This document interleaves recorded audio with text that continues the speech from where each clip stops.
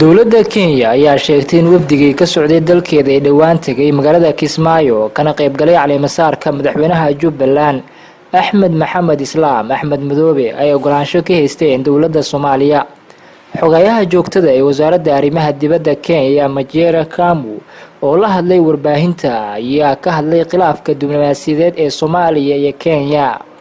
Master Majera ayaa sheegay in haatan ay xiriirka labada dal uu wanaagsan yahay inkastoo ay jeclaan lahaayeen in arrinta badda lagu xaliyo meel ka baxsan maxkamadda cadaaladda adduunka ee ICJ. qaar ka mid ah siyaasiyiinta Soomaalida ayaa dowladda Kenya horay ugu eedeeyay inay faragelisay doorashadii dhawaan ka dhacday Jubbaland.